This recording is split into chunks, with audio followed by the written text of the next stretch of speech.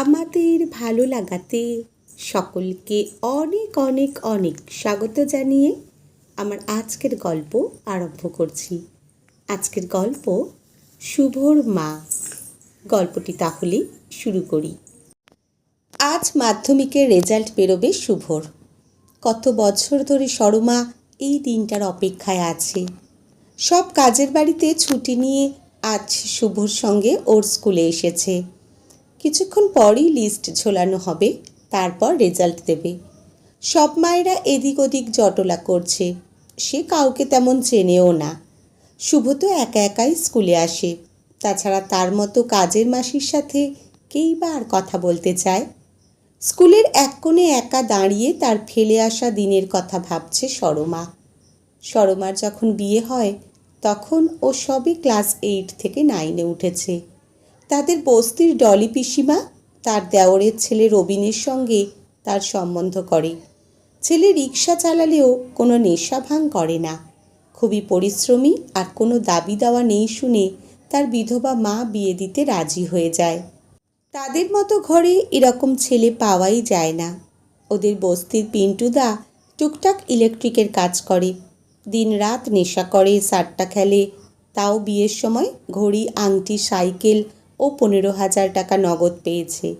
সেখানে বিনা পণে এত ভালো রোজগারের ছেলে, এ ছেলেকে হাতছাড়া করা আহম্মকের কাজ।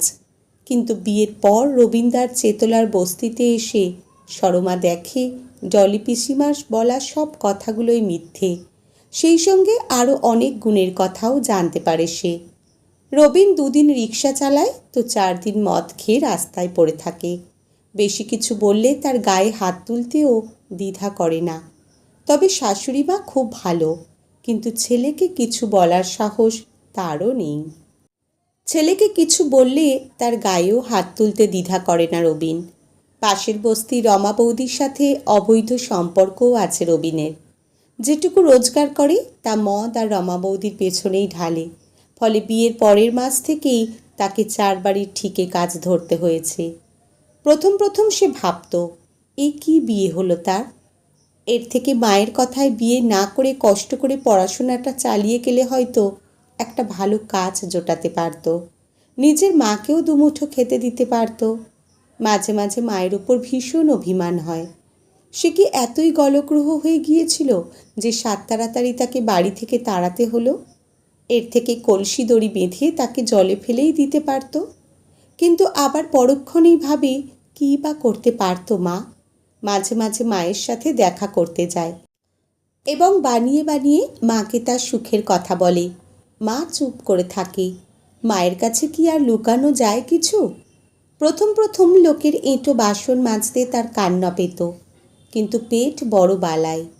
এখনও সব গা সওয়া হয়ে গেছে। শুভ যখন পেটে, তখনই একদিন মদ খেয়ে নর্দমায় পড়ে রবিন মারা যায়। বুড়ি শাশুড়ি এবং পেটেটাকে নিয়ে সে অথই জলে পড়ে। তবুও তো মাথার ওপর একটা পুরুষ মানুষ ছিল। এরপর শিখা বৌদির কথায় সে ঠিকে কাজ ছেড়ে শিখা বৌদিদের ও আরও 3 বাড়ির রান্নার কাজ ধরেছে।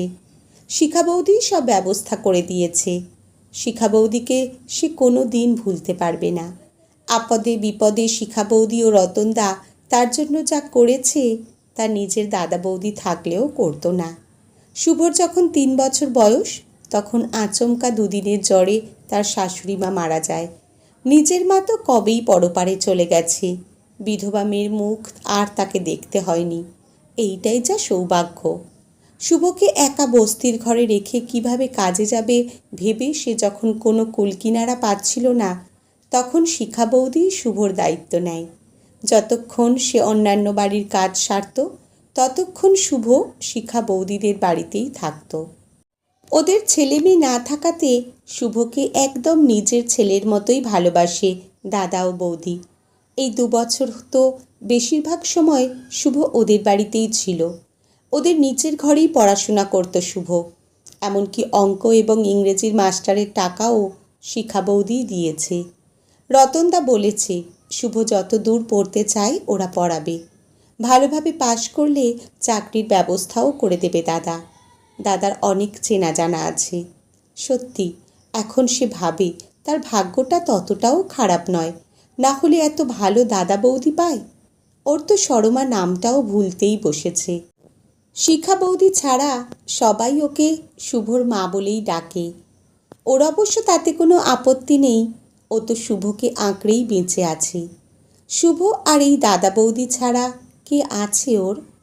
ও মাঝে মাঝেই স্বপ্ন দেখে শুভ ভালো চাকরি পেয়েছে, ওর আর কোনো কষ্ট নেই। হঠাৎ শিখা বৌদির ধাক্কায় তার সম্বিত ফেরে। কী রে, এখানে দাঁড়িয়ে কি করছিস? লিস্ট তো কখন টাঙিয়ে দিয়েছে, নে মিষ্টি খা, তোর ছেলে শুভ মাধ্যমিকে জেলার মধ্যে প্রথম হয়েছে। স্কুলের গেট থেকে হেড স্যারের সাথে শুভকে বেরিয়ে আসতে দেখে তার দু চোখ দিয়ে জল গড়িয়ে পড়ে। তবে সেটা আনন্দে না দুঃখে তা বুঝতে পারে না সরমা। আজকের গল্প এখানেই সমাপ্ত। কলমে অমিত, পাঠে জয়তী। ধন্যবাদ।